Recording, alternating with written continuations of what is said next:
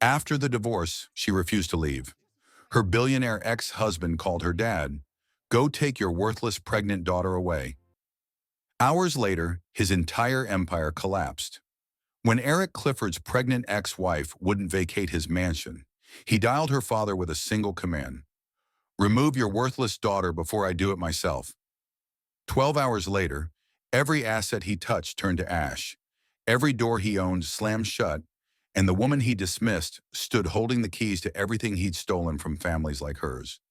To my cherished family, I speak a blessing over every father whose love never wavers, even when the world mocks his daughter. I speak protection over every woman whose body shelters a heartbeat the enemy tried to silence. May the God who defends the vulnerable strip power from those who abuse the powerless. May every contract signed in a hospital bed be exposed. May every mother dismissed as just pregnant rise with the strength of 1,000 armies. The womb is not weakness, it is a fortress. And the man who forgets that will learn what true power looks like. Stand with the mothers, shield the daughters, guard the unborn.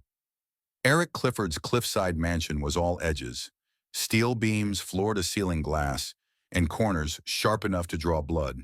He paced the length of his living room, iPhone clamped to his ear, his voice slicing through the open concept space like a boardroom order. 2 months since the divorce papers were signed. 2 months and Ellen was still there, still occupying the primary bedroom, still drifting through his hallways with that ridiculous pregnant belly, as if she'd earned the right to stay. He'd relocated to the guest suite with Madison, a lifestyle influencer whose follower count impressed his investors more than her conversation ever could. She was sprawled across his couch now, AirPods in, scrolling past headlines she'd never read, indifferent to his rant about the woman upstairs who refused to accept reality. Here's what's going to happen, Eric said into the phone, his tone sharp and final. You're going to drive up here tomorrow morning and collect your daughter. I don't care if she's pregnant. I don't care if she's not ready. She has until noon to be gone, or I'll have my security team remove her like the trespasser she is. On the other end of the line, Ellen's father, a man whose name Eric had never bothered to remember, stammered something about giving her time, about the baby, about decency. Eric laughed. Actually laughed. Decency? Your daughter trapped me with this pregnancy, and now she's squatting in my house like some kind of charity case. You want to talk about decency? She's using that baby as a shield. Well, the shield just expired. Noon tomorrow. If I see her car in my driveway 1 second past that, I'm pressing charges. And trust me, no judge is going to side with a woman who refuses to leave her ex-husband's home. He disconnected before the old man could respond, tossing his phone onto the marble countertop hard enough to crack the screen protector. Madison pulled out one AirPod. You think she'll actually leave? Eric poured himself whiskey from a decanter that cost more than most people's rent. She doesn't have a choice. I've seen her bank account. I know what's left of her career. She's got nothing, no leverage, no options, no plan. She'll cry, she'll beg, and then she'll pack her bags like everyone else I've ever fired. He drained the glass in one swallow, savoring the burn. That woman is done. What Eric didn't realize, couldn't have realized because he'd never once read the documents he signed at company retreats, never reviewed the trust amendments his assistants prepared, never questioned why his longtime attorney had suddenly retired to spend time with family, was that Ellen wasn't upstairs. She was 2 floors below him, in the archive room Eric used for storage and forgot existed. The room smelled like old paper and lemon polish. Ellen sat at a folding table someone had left behind during a corporate event, both hands resting on her belly as if steadying herself, or steadying the life inside her.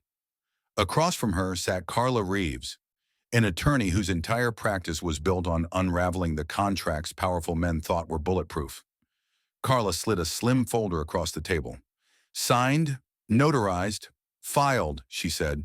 As of 4:47 p.m. today, the Mosaic Mother and Child Foundation holds controlling interest in Clifford Properties, Clifford Data Solutions, and 14 subsidiary LLCs. The emergency board meeting is scheduled for 9 a.m. His accounts freeze at 9:45. The first eviction notice will be delivered at 11:30. Ellen traced the edge of the folder with one finger, her expression unreadable. And the smart home surveillance contracts? Already leaked to ProPublica, Carla confirmed. They're running the expose at dawn. Baby monitor data sold to insurance companies, health records mined without consent, maternity wards treated like focus groups. It's all there. His emails, his presentations, his profit projections. By the time the markets open, every partner he has will be in full retreat. Ellen nodded slowly. She pulled the ultrasound photo from her pocket, creased from being carried everywhere, and set it on the table like a talisman. He told my father to come collect his worthless daughter before noon tomorrow, she said quietly, her voice carrying a weight Carla had never heard before. So tomorrow at noon, I'll be standing in the doorway when security escorts him off the property, and my father will be standing beside me. Carla gathered her files, slipping out through the side exit that led to the service driveway. Ellen stayed. She stood and moved to the single small window that overlooked the estate's front gate, the same gate Eric had built higher after their wedding, joking that it kept the wrong kind of people at a comfortable distance. Her mind drifted back 7 years, back to a hospital room that smelled like disinfectant and grief, back to the miscarriage that had hollowed her out in ways she couldn't explain to anyone who hadn't lived it. Back to Eric walking in with a leather portfolio, his voice soft and sympathetic, saying, "I know this is hard, sweetheart, but we need to handle some paperwork while we're here. Insurance stuff. Just sign at the bottom." She'd been on morphine. Her hands had shaken so badly she could barely hold the pen. 3 days later, when the fog cleared and she actually read what she'd signed, she found the clause buried in Section 12. Failure to produce viable offspring or sustain pregnancy to term may constitute breach of marital expectations and result in forfeiture of spousal benefits. He had turned her dead baby into a legal loophole. That was the moment Ellen stopped grieving and started planning. 7 years of playing the role he expected, 7 years of signing whatever he put in front of her, but photographing every page first.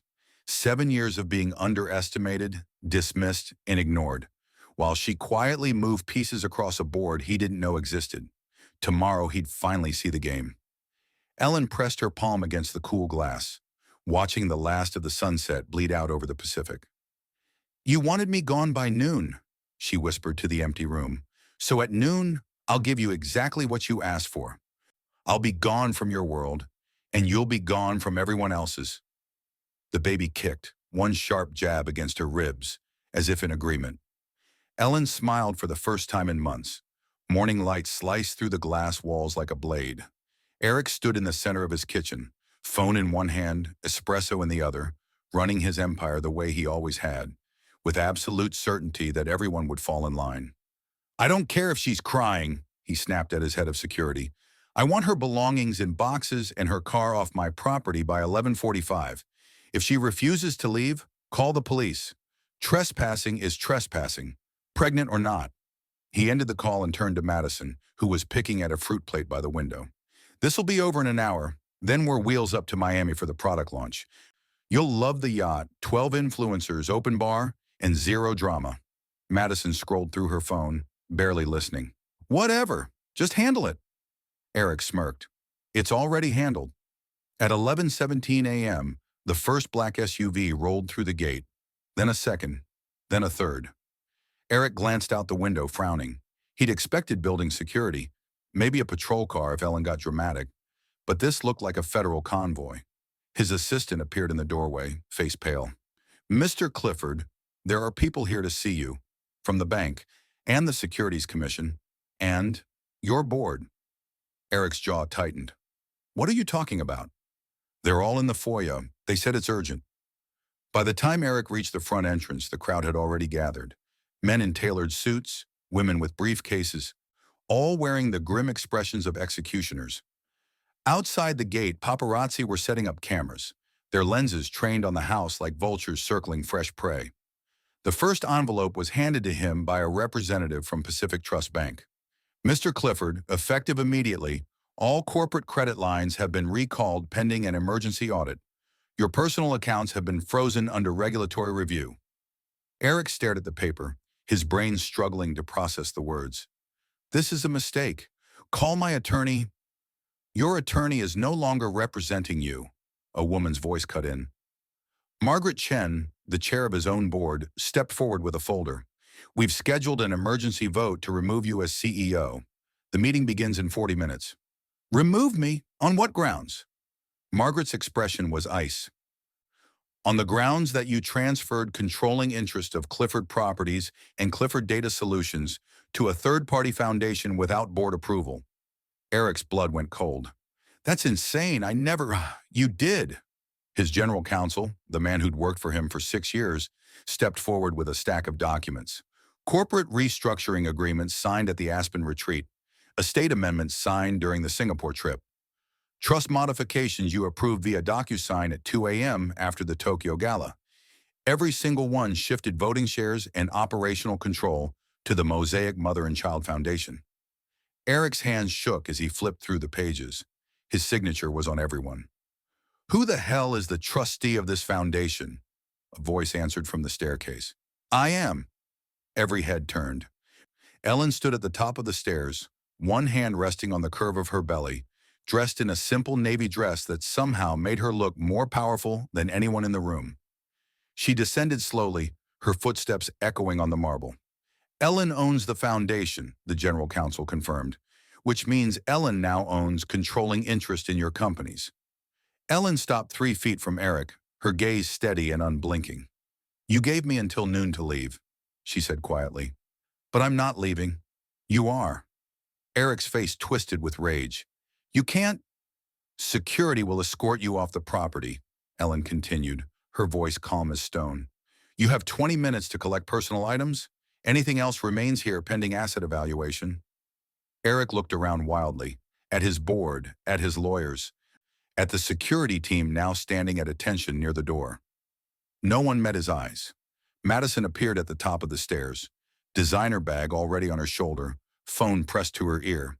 She mouthed sorry and slipped out the side exit without a backward glance.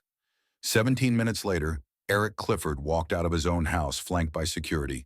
Staff turned away. Some filmed on their phones. Outside the gate, reporters surged forward, shouting over each other, Mr. Clifford, is it true you sold baby monitor data to insurance companies? Did you mine health records from prenatal clinics without consent? How do you respond to allegations of exploiting low-income mothers? Eric shoved past them, climbing into the back of a car that wasn't his, driven by someone he didn't recognize. As the gate clanged shut behind him, he pulled out his phone and typed furiously to his crisis PR team. Burn that foundation to the ground. I don't care what it takes. Before he could hit send, his screen lit up with an alert. Clifford Data Solutions. 47% in pre-market trading. The phone slipped from his hands, 7 years earlier. Ellen had been a nobody when Eric Clifford walked into her life. Not literally, she'd built some of the tightest data security protocols in the industry. But in the world Eric occupied, she might as well have been invisible. She worked for a mid-tier cybersecurity firm in a cramped office that smelled like burnt coffee and ambition. Her colleagues respected her. Her father was proud of her. That had always been enough, until Eric showed up at a tech conference, all charm and tailored suits, and told her she was wasting her brilliance on small problems. You could be changing the world, he'd said over drinks that turned into dinner, that turned into a whirlwind courtship. We could be changing it together. He made her feel seen, valued, essential. Her father had cried at the engagement party, tears of joy that his daughter had found someone who appreciated her mind, her heart, her potential. Victor Clifford, Eric's father, had sized her up like a business acquisition. She's not our kind, Victor had murmured to Eric during the reception, unaware Ellen was standing just behind a marble pillar. But she's smart, she's clean, and frankly, the optics are excellent. Diverse, self-made, humble roots. It plays well with the progressive investors. Eric had laughed. That's what I thought too. Ellen had told herself it didn't matter. Love was love. She'd prove herself. The red flags came slowly, then all at once. 6 months into the marriage, she overheard Eric and Victor in the study, reviewing tenant complaints from a Clifford-owned housing complex. These people are moving out over a $50 rent increase? Eric had scoffed. Let them go. We'll renovate and charge triple. Low-income tenants are acceptable churn. Victor had nodded approvingly. Exactly. Don't let sentiment cloud the math. Ellen had stood in the hallway, frozen.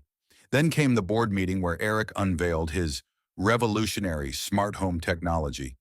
Integrated nursery monitors that track sleep patterns, feeding schedules, and developmental milestones. We're sitting on a gold mine, Eric had told investors, grinning. Parents think they're buying peace of mind. What they're actually buying is a data stream we can monetize. Sleep consultants, formula companies, insurance adjusters, they'll pay premium rates for real-time analytics on infant behavior. Ellen had pulled him aside afterward. You can't sell data from people's babies. That's a massive violation of what? They agreed to the terms of service. Eric had waved her off like she was a child. Ellen, sweetheart, this is business. You're thinking like an engineer. Think like an entrepreneur. She'd stopped pushing, started watching. The breaking point came during her first pregnancy. She'd been 12 weeks along when the cramping started. By the time they reached the hospital, it was over. Ellen had lain in that sterile room, her body still bleeding, her mind fractured with grief. When Eric appeared with a leather portfolio, I know this is terrible timing, he'd said softly, sitting beside her bed. But the hospital needs some insurance paperwork signed. Liability stuff. Standard procedure. She'd been on medication. Her vision was blurred. Her hands shook so badly she could barely grip the pen. Just sign at the bottom, sweetheart. I'll handle everything else. 3 days later, when the fog cleared and she forced herself to read what she'd signed, Ellen found the clause in Section 9. In the event of medical complications resulting in inability to fulfill public-facing marital duties, spousal claims to joint assets may be deemed void. When she confronted him, Eric barely looked up from his laptop. It's just business, Elle. Protects both of us. I was grieving our baby, and I was protecting our future. That night, Ellen didn't cry. She opened her laptop and started copying files. For 7 years, she built the foundation in secret. She mirrored servers, archived emails, documented every dismissive comment, every exploitative contract, every moment Eric treated vulnerable people as line items on a spreadsheet. She designed the mosaic mother and child foundation piece by piece, a legal structure that could absorb his assets if triggered by evidence of abuse. She embedded herself in his operations, signing every document he put in front of her while photographing it first. She became the wife he expected, quiet, compliant, grateful, and she waited. Present day. Ellen sat in the archive room, one hand on her belly, feeling the baby shift and kick. You're going to grow up in a different world, she whispered, one where people like your father don't get away with this. Carla appeared in the doorway. We're ready for phase 2 whenever you are. Ellen pulled a thick file from the drawer and slid it across the table. The label read, Victor Clifford, Originals. Then let's move, Ellen said. The patriarch needs to answer for what he built. Eric burst into his father's office without knocking, his face flushed with rage and desperation. Victor Clifford sat behind a desk carved from a single piece of mahogany, the kind of furniture designed to remind visitors of their place in the hierarchy. He didn't look up from the financial report he was reading. A pregnant girl from the projects just took your entire company, Victor said flatly. Explain. I need you to fix this, Eric snapped. You know people, judges, regulators, senators. Make some calls. Bury her foundation in legal challenges. Do what you always do. Victor finally looked up, his expression carved from ice. What I always do is clean up your messes. But this? You handed her the keys, you fool. You signed documents without reading them. You trusted her because you thought she was too simple to outmaneuver you. She manipulated. She outplayed you. Victor leaned back in his chair. But don't worry, I'll handle this myself. Schedule a meeting with her. Let's see how composed she is when she's sitting across from someone who actually built an empire. Ellen arrived at Victor's downtown office 3 days later. The walls were lined with awards, framed newspaper clippings, and photos of Victor shaking hands with governors and tech moguls. Trophies of conquest. Victor stood by the window, hands clasped behind his back, the posture of a man who'd never lost a negotiation. Mrs. Clifford, he said without turning, Or should I say, Miss Adams, since you seem eager to shed the family name? Ellen sat down, setting a leather portfolio on the desk between them. I prefer Ellen. Fine, Ellen. Victor turned, his gaze sharp as a scalpel. Let's discuss how we're going to unwind this embarrassing situation you've created. Ellen opened the portfolio and slid a document across the desk. This is a map of every property acquisition the Clifford Group made between 1987 and 2003. Notice anything? Victor glanced at it dismissively. Business transactions, all legal. Legal, yes. Ethical? Ellen pulled out a photograph, a faded image of a 4-story apartment building. This was 428 Mercer Street, rent-controlled housing for 200 families. The ground floor had a community health clinic that served the neighborhood's pregnant mothers and newborns. She slid another document forward. In 1994, Clifford Development bought the block through a shell company, evicted every tenant with 30 days' notice, and demolished the building to make room for luxury condos. The clinic closed. The nearest hospital was 11 miles away. Victor's jaw tightened, but he said nothing. Ellen's voice remained calm. My mother was 7 months pregnant with me when she went into early labor in that building. By the time the ambulance arrived, she'd lost so much blood the paramedics didn't think she'd survive the trip. She did. Barely. She placed a birth certificate on the desk. I was born 3 hours after they bulldozed the clinic where I was supposed to be delivered. Victor's face remained stone, but Ellen saw the flicker in his eyes. That's a tragic coincidence, he said coldly. Not a crime. Ellen reached into her bag and pulled out a small audio recorder. She pressed play. Victor's voice filled the room. Younger, sharper, recorded at some long-ago family dinner. Pregnant tenants are walking liabilities. They break leases, they demand accommodations, they complain about mold and heating. Frankly, we're doing the city a favor by pricing them out. Laughter around the table. Eric's voice. Breeding the poor out of downtown, one development at a time. More laughter. Ellen stopped the recording. I have 17 hours of dinners just like that one. I also have contracts, emails, and testimony from displaced families. The press package goes to ProPublica, the Times, and the Housing Justice Coalition tomorrow morning, unless you sign this. She slid a transfer agreement across the desk. Victor stared at it, his hands trembling with barely controlled fury. You'd destroy everything I built. You destroyed everything my mother built, Ellen said quietly. This is just returning the favor. Victor picked up the pen. His hand shook as he signed. As Ellen stood to leave, Victor's voice followed her to the door. People like us always find a way back. Ellen paused. People like you are the reason people like me exist. Eric's phone buzzed in his hotel room. Breaking: Victor Clifford resigns, endorses Mosaic, Mother and Child Foundation in surprise move. The phone slipped from his hand. The headline broke at 6:47 a.m. Your baby's nursery is spying on you. How Clifford Smart Homes turned infant data into profit. By noon, every major news outlet was running the story. Ellen's technical diagrams were everywhere. Clean, color-coded breakdowns showing exactly how Clifford's safety monitors tracked feeding schedules, sleep disruptions, and developmental delays, then sold that data to formula companies, insurance adjusters, and pharmaceutical marketers.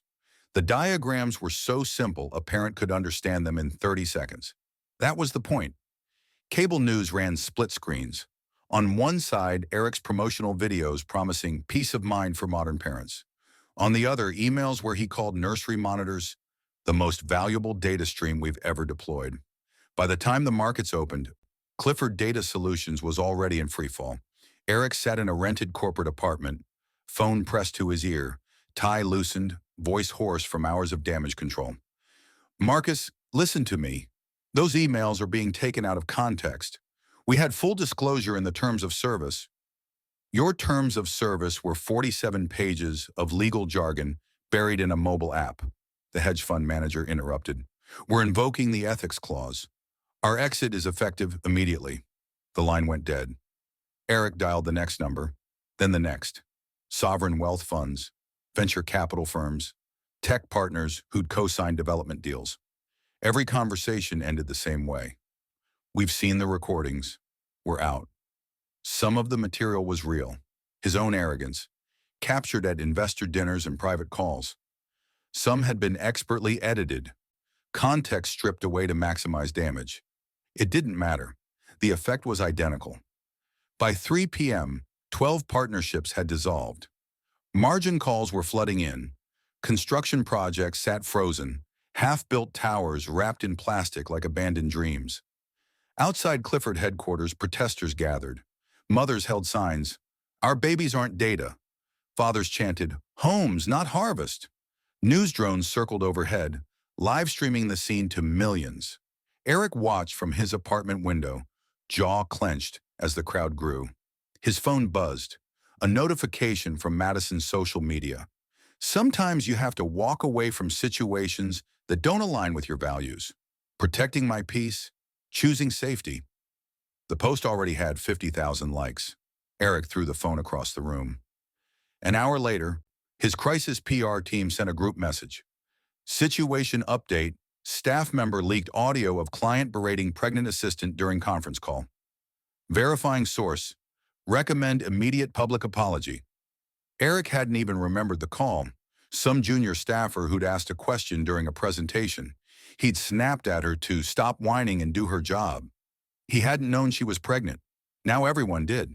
While Eric's world collapsed in real time, Ellen sat in a quiet conference room with her legal team, reviewing acquisition reports. "The Riverside development is stalled," Carla said, sliding a folder across the table.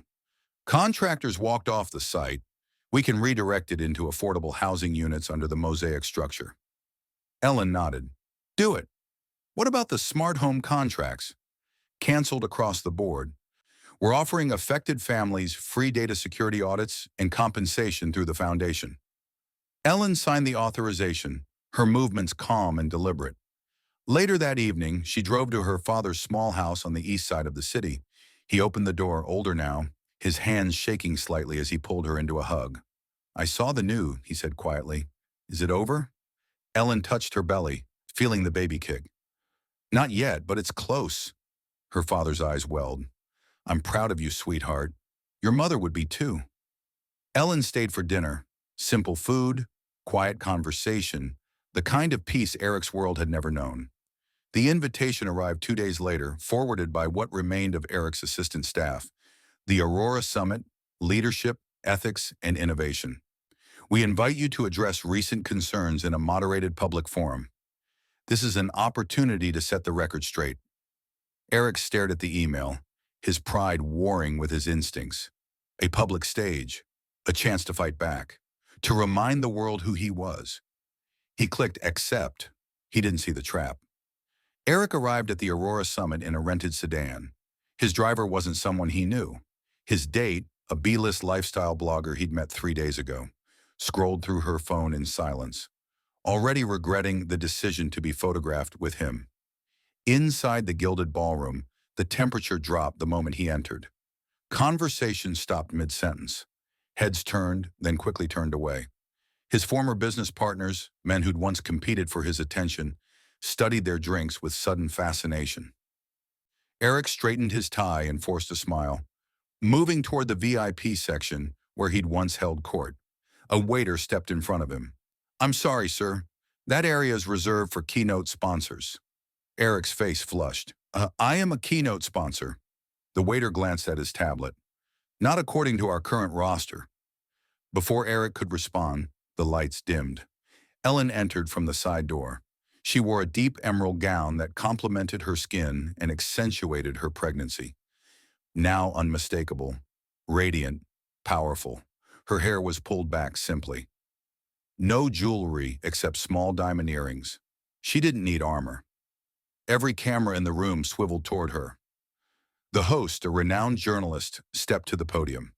"Tonight, we're honored to welcome Ellen Adams, founder of the First Light Fund, a foundation dedicated to repairing the harm done to vulnerable families by predatory development practices." Not Eric's ex-wife, not the woman at the center of the Clifford scandal. Founder, architect, leader. Ellen took the stage, one hand resting on her belly, her voice calm and clear.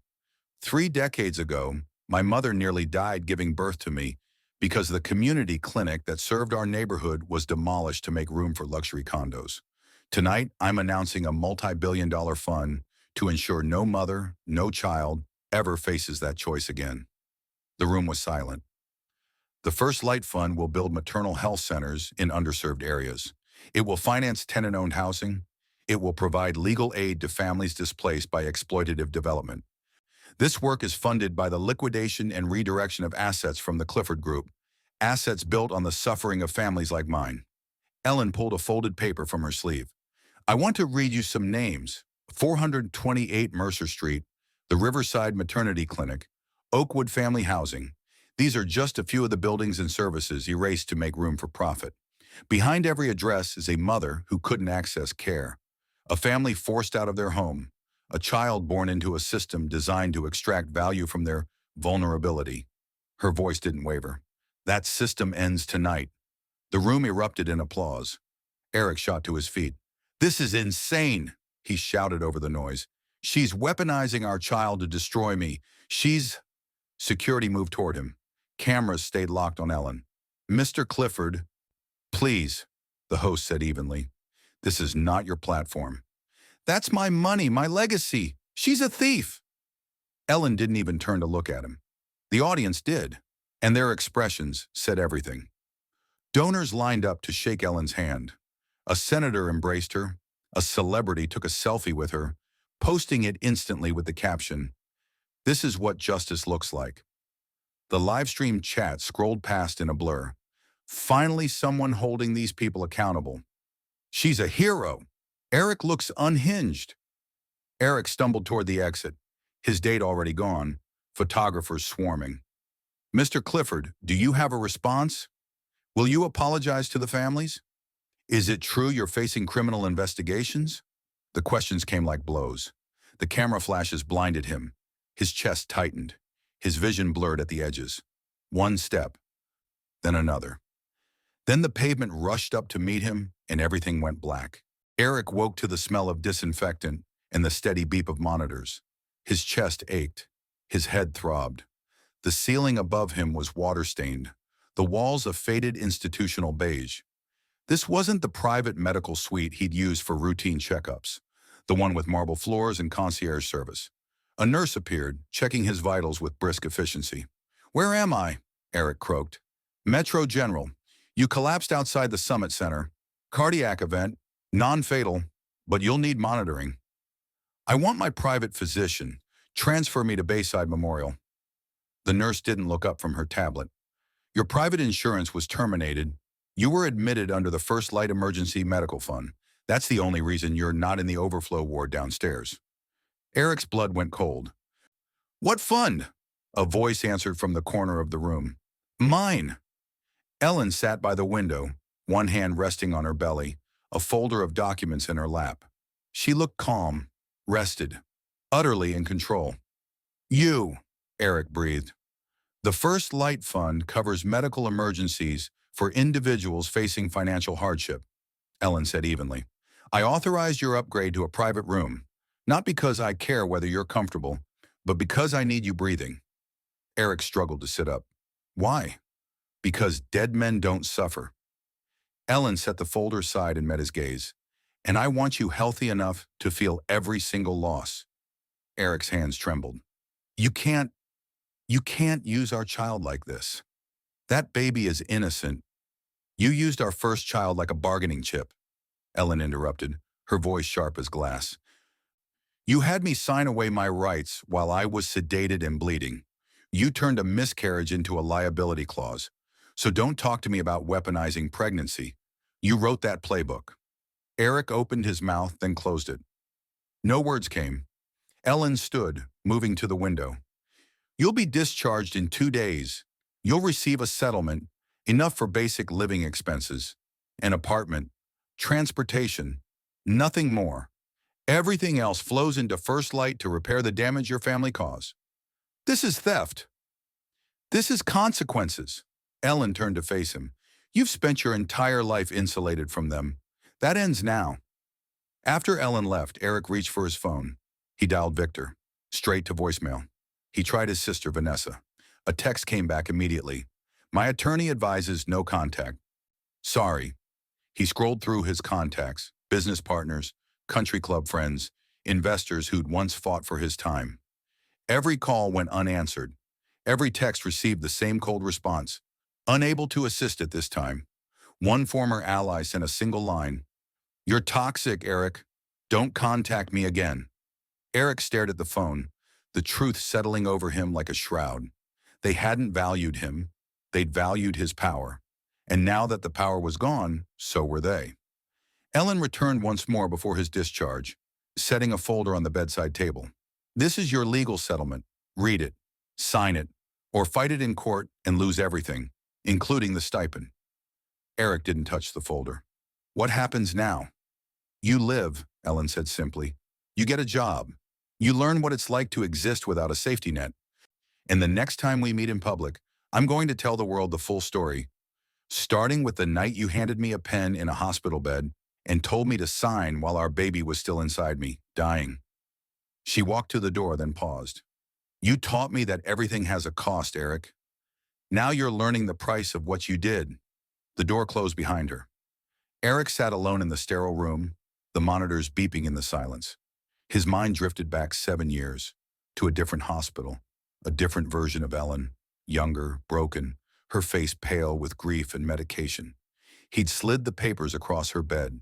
She'd signed with shaking hands, tears streaming down her face, trusting him completely. He remembered thinking, she'll never even read this. For the first time in his life, Eric Clifford felt something he didn't recognize. Shame. 6 months later. The Ethics and Technology Forum filled the largest auditorium at Columbia University. Livestream viewers from 43 countries watched as Ellen took the stage, visibly pregnant now, her presence commanding the room without effort. "Data surveillance doesn't start in adulthood," she began, clicking to the first slide. "It starts in the nursery. Before a child can speak, their sleep patterns, feeding schedules, and developmental milestones are being harvested, analyzed, and sold." The slides were clinical, devastating, color-coded diagrams showing data flows from nursery cameras to insurance algorithms. Contracts revealing how smart home companies monetized infant vulnerability. Ellen spoke with the precision of an engineer and the passion of a mother. Then the doors at the back of the auditorium burst open. Eric stumbled down the aisle, thinner than he'd been, his suit wrinkled, his face haggard. "Stop!" he shouted. "You're teaching our child to hate me before she's even born." The audience gasped. Security moved toward him. Ellen raised one hand. "Let him speak." Eric stopped 10 feet from the stage, breathing hard. "Why are you doing this? What do you want from me?" Ellen's expression didn't change. "I want you to understand what you did." She clicked to a new slide. A hospital admission form, a post-nuptial agreement, both dated 7 years ago. "This is the contract you had me sign while I was miscarrying our first child," Ellen said, her voice steady. "I was sedated, in pain, grieving. You told me it was routine insurance paperwork." The room went silent.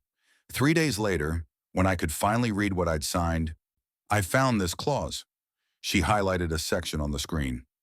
"It classified me as a reputational liability if I became medically unsuitable for public-facing appearances. My miscarriage became a legal loophole for you to strip away my rights." Eric's face drained of color. It wasn't like that. It was exactly like that." Ellen clicked again. An audio clip played, Eric's voice at a family dinner. "Pregnant tenants are liabilities. We're better off pricing them out before they start demanding accommodations." Another clip, Victor's voice. "Breeding the poor out of downtown, one development at a time." Laughter. Ellen let the recording speak for themselves. "This isn't revenge," she said, turning to face the camera. "This is accountability. For decades, men like Eric have exploited vulnerable families, monetized their suffering, and walked away unscathed because the system protects power over people. That ends when we refuse to stay silent." Eric sank to his knees in the aisle. "I didn't mean it," he choked out, tears streaming down his face. "I didn't. I was thoughtless. I was arrogant. But I didn't mean to hurt you like this." The audience watched in silence. No one moved to comfort him. Ellen looked down at him from the stage, her hand resting on her belly. "You're not sorry you did it," she said quietly. "You're sorry you got caught." She turned back to the camera. "I'm going to tell my child this story someday, not to teach them to hate their father, but to teach them that cruelty, especially cruelty disguised as business, always has consequences, and that mothers who fight back can change the systems designed to break them." The auditorium erupted in applause. Eric remained on his knees, broken. Later that night, Ellen sat in a small exam room at the First Light Maternal Health Center, the first clinic built with redirected Clifford assets. The nurse placed the fetal monitor against her belly. The rapid thump, thump, thump of her baby's heartbeat filled the quiet space. Ellen closed her eyes, one hand covering the nurse's. "Healthy and strong," the nurse said softly. Ellen nodded, tears slipping down her cheeks for the first time in months. She would tell this child the truth someday, all of it. But tonight, she just listened to the heartbeat, the sound of a future Eric couldn't steal. 18 months later. Eric lived in a one-bedroom apartment in a neighborhood he'd once considered beneath consideration. He worked contract IT consulting jobs that paid enough for rent and groceries. Nothing more. Then Mason Walker called. They'd been roommates in college, back when Eric was just another ambitious kid with big dreams and no capital. Mason had gone a different route: modest success, ethical practices, a reputation for integrity. "I'm building something," Mason said over coffee at a downtown cafe. "Blockchain-based tenant ownership models. Housing that actually belongs to the people living in it. It's got real traction, but investors are nervous about the tech. I need someone who understands smart infrastructure." Eric's pulse quickened. "I'm radioactive, Mason. No one will touch anything I'm involved with. That's why you'd be a silent partner. Behind the scenes. And I've got an angel investor who's willing to fund us despite your history, on the condition you stay anonymous." Eric stared at his coffee, hope flickering in his chest for the first time in months. "I'm in." For 6 months, Eric threw himself into the work. Late nights in Mason's cramped office, building architecture models and security protocols. The blockchain system was elegant, transparent, incorruptible, designed to empower tenants rather than exploit them. Eric told himself this was different. This was redemption. Late at night, alone in his apartment, he let himself imagine the future. The startup going public, his name cleared, Ellen seeing that he'd changed, maybe even buying back a fraction of what she'd taken. He could prove he wasn't finished. The regulatory notice arrived on a Tuesday morning. Mason opened the envelope, his face going pale. "We're under investigation. Data privacy violations. Anonymous evidence submitted to the Housing Ethics Commission." Eric's stomach dropped. "That's impossible. We've been careful. Someone sent them our server logs, internal communications, contract drafts." Mason's hands shook as he flipped through the pages.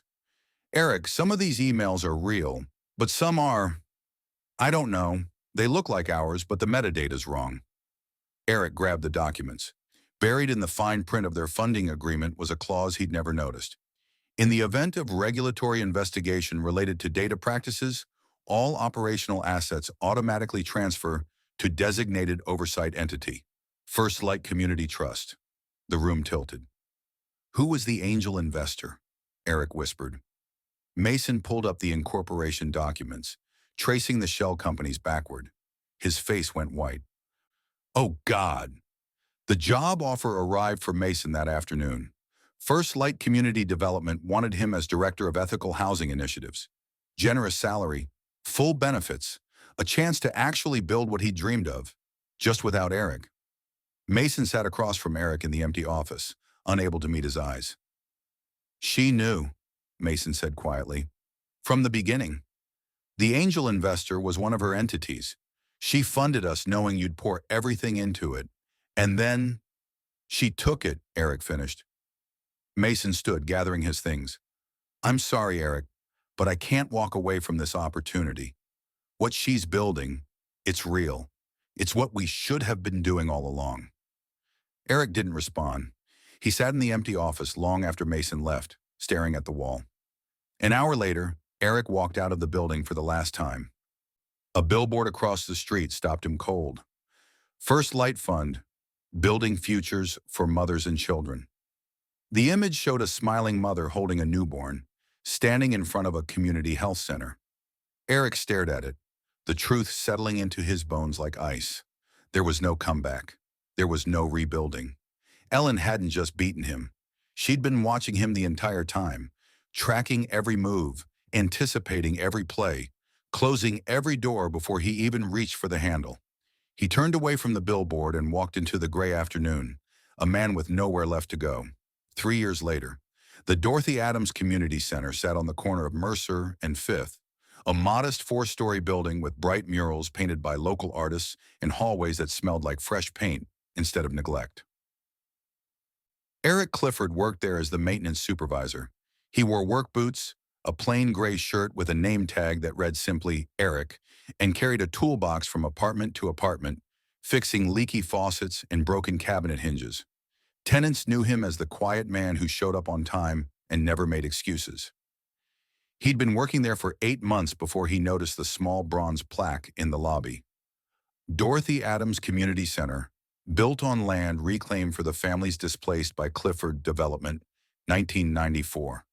Owned and operated by First Light Fund. Eric stared at the plaque for a long time. This was the block, the one his father had bulldozed, the one where Ellen's mother had nearly died giving birth.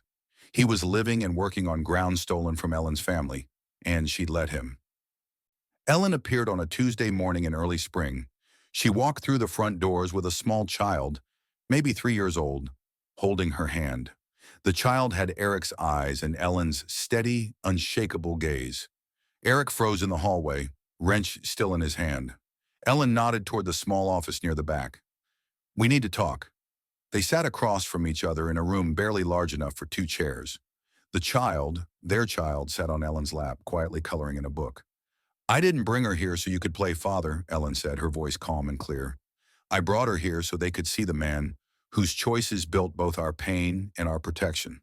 Eric's throat tightened. "Ellen, I'm offering you a job," she continued. "A permanent position, maintaining this center, teaching repair skills to young fathers and people re-entering society after incarceration. It pays a living wage. It's honest work. And it matters." Eric looked at the child, his child, who glanced up at him with curious, cautious eyes. "This isn't forgiveness," Ellen said firmly. "This isn't a path back into my life or her. This is an opportunity to spend what's left of your time doing something useful instead of disappearing into bitterness." Eric's hands shook. "Why?"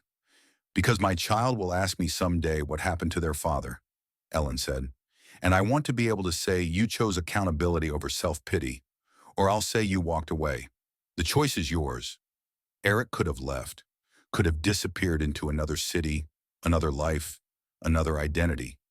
But he thought about the child on Ellen's lap, the child who would grow up asking questions. He thought about the mothers in this building, the young fathers learning to be better than their own fathers, the second chances being built on ground his family had stolen. "I'll stay," he said quietly. Ellen nodded. She stood, lifting the child onto her hip. "Then be here tomorrow, 6 a.m. There's a parenting workshop that needs setup." She walked to the door, then paused. "This doesn't erase anything, Eric, but it's better than nothing." The door closed behind her.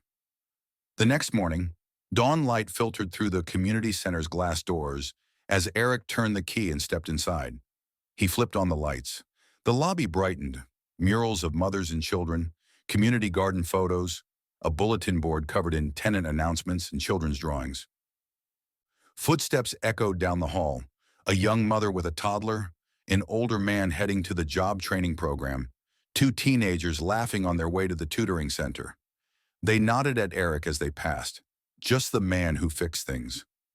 Across the street, Ellen stood beside her car, watching the building come to life. She saw Eric holding the door open for a pregnant woman struggling with groceries. Saw him kneel down to help a child tie their shoe.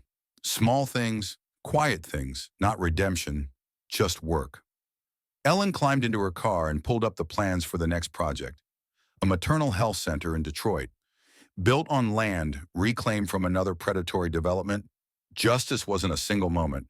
It was 1,000 mornings like this one. She put the car in drive and moved forward,